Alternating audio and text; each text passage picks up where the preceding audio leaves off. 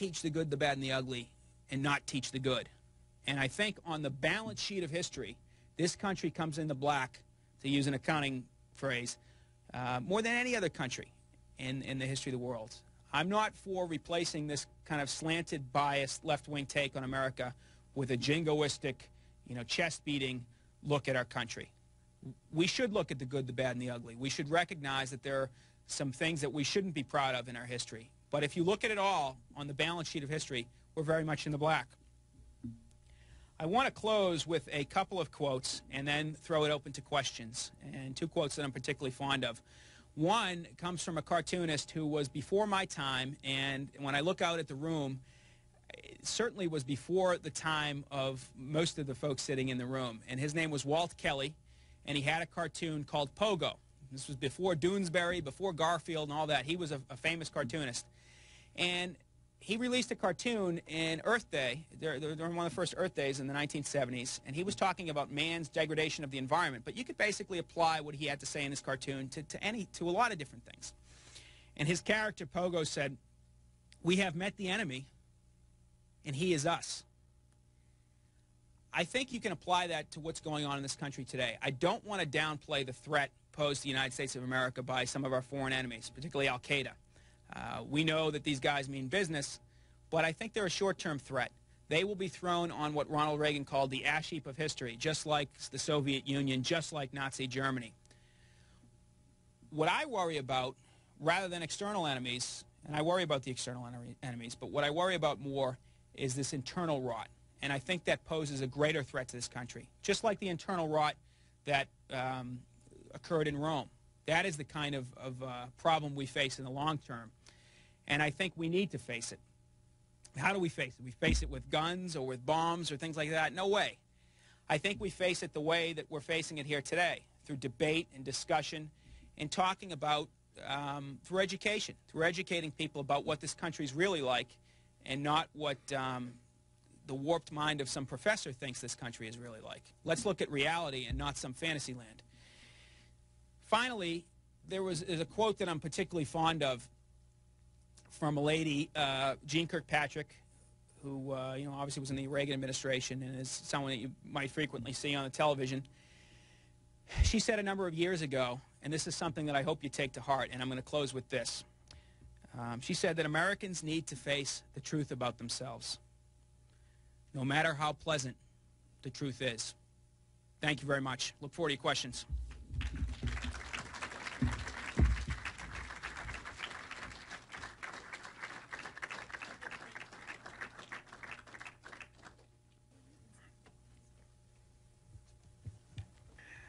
If you guys have a question, just raise your hand.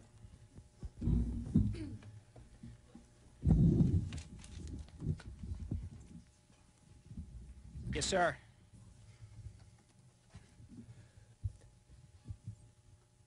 Wow, where to begin? Well, first of all, I should probably identify myself to you. I'm Aaron Vogel. I'm with the College Democrats here, so I'll give you a heads up on where I'm coming from. You talk about how the left only sees things as bad. Well, first of all, I don't think you've been quite clear enough on who you're talking about the left. I was talking to some people who were a bit more familiar with your work, and they told me that when you say the left, you're talking about the far end of the spectrum. And I'm assuming then, in your little speech here, that you're talking about everyone else, or mainstream America, Sure. I think as you said. Include Democrats. Okay. As the rest of the spectrum. Well, why is it that you say it's okay, or you promote the idea that it's okay for Americans to only look at everything that's great and to not hold ourselves to any higher standard? I think, in my opinion at least, I think America is the greatest country. Sure. But we're not without fault. And if we only hold ourselves to the standard as set by that second-place country, the second greatest country, well, we could probably remain idle for quite some time, even decay for a while. Sure. I think by not holding ourselves to a higher standard, we really throw a great amount of disrespect in the faces of those who've come before us and founded this great country. Sure. This is the way the left looks at things. I don't think they compare America to any country, or to what they compare America to is a utopia, a fantasy land that they have in their head that matches the ideal country and civilization. I should note that that ideal country doesn't match the ideal country that most other Americans have. And so what they view, and to borrow an idea that I've heard over the years, basically they view what they're doing as progress. But if you were to talk to the termites eating your house, I'm sure if they could talk, they would tell you that what they're doing is progress too. I don't think that their ideal matches the kind of perfect country that the rest of us have. They look at America as America with a K, a place that is beyond reform, that is worth destroying and not reforming. And I think if you look at what liberals have to say and what conservatives have to say, Democrats, Republicans, whether you agree or disagree, I think what motivates their policy prescriptions is a love of country. They want to make this country better. I don't think folks on the left are acting in good faith. They're folks that really want to tear this country down. And so, and a note on ideals. It's fine to want to always strive to ideals, but we should recognize what they are. They're ideals. An American in America does fail to live up to its ideals quite frequently. You look at the Declaration of Independence, life, liberty, pursuit of happiness, that kind of thing, and that always doesn't work out that way. But those are our ideals. We fail to live up to our ideals because we have very lofty ideals in the first place. Let me ask you, how would a Saudi Arabian fail to live up to his nation's ideals? By letting a Christian read the Bible? By letting a woman take off her mask? That's how someone in that country would fail to live up to his nation's ideals, because his nation's ideals are not just different ideals, they're worse ideals than the ideals we've got in this country. And so I think the reason we sometimes fail to live up to our ideals is because we have such high-minded ideals in the first place. Next question.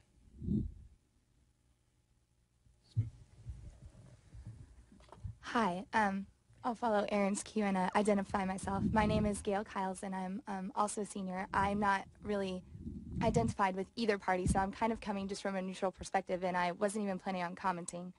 But you made the point when you were speaking that that America the nation, is a very rich country.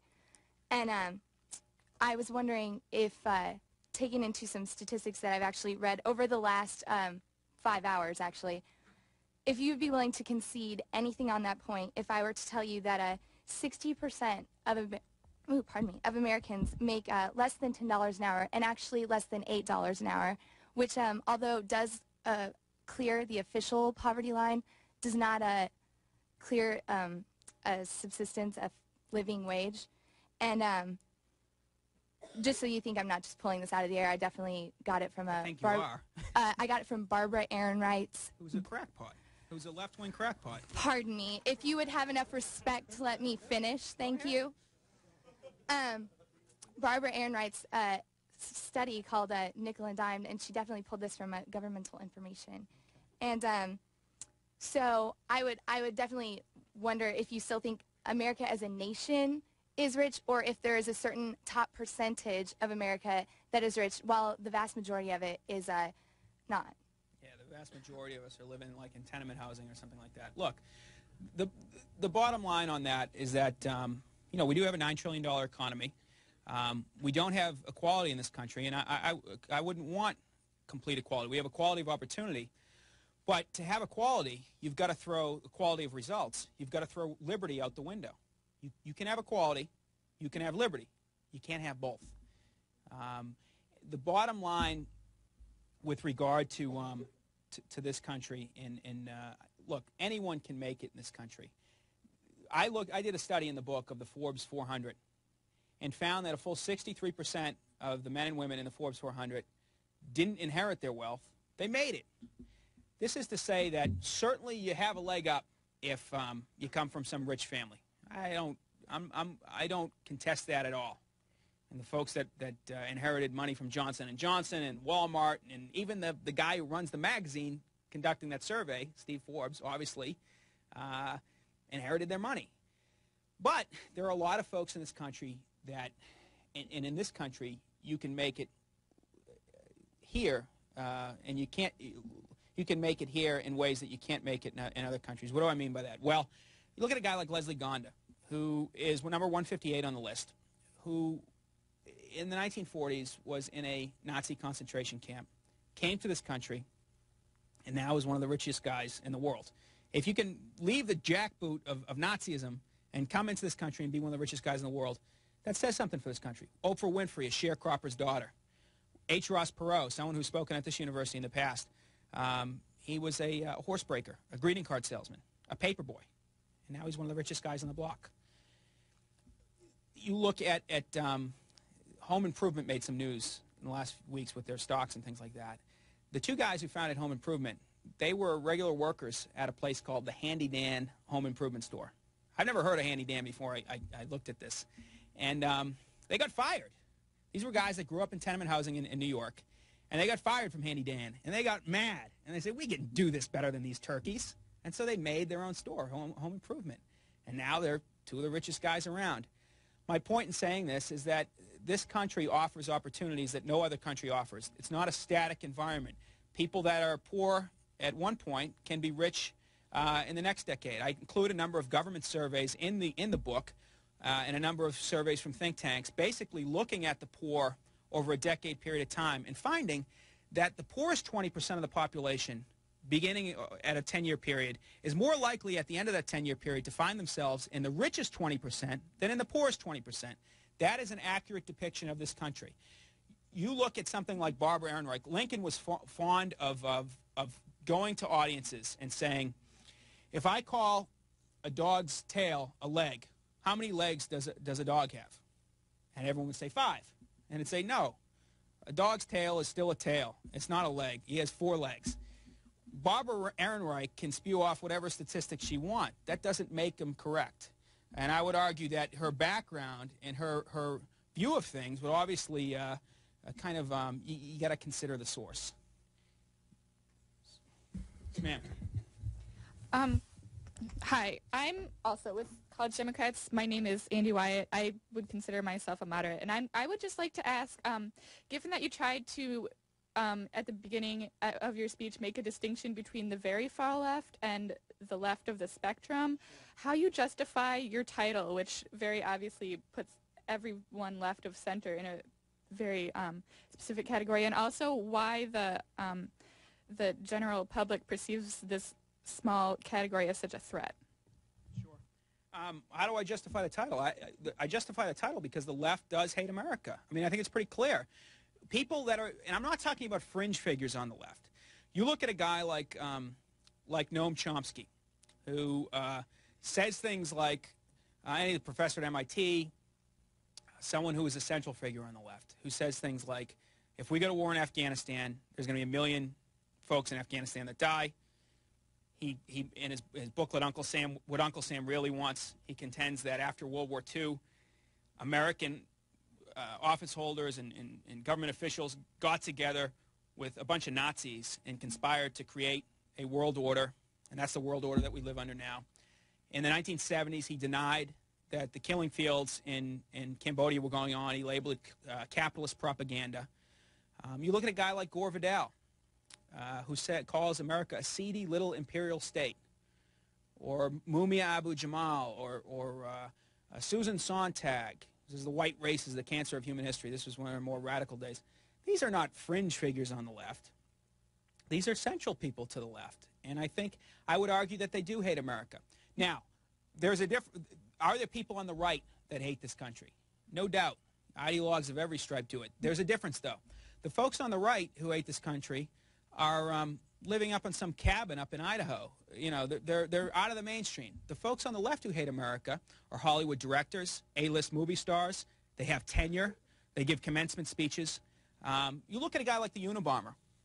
The Unabomber killed folks, and after he was caught, he was offered a book contract by a left-wing publishing house.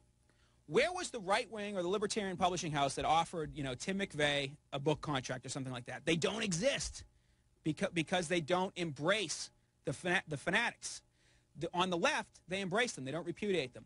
You look at someone like Mumia Abu-Jamal, a guy who shot a policeman in the back and then shot him between the eyes in cold blood. He's a Marxist, anti-American cop killer. And yet, the last 4 years, he's given commencement addresses at major American universities. Do guys that shoot up abortion clinics, do they get invited to give commencement speeches? the ideology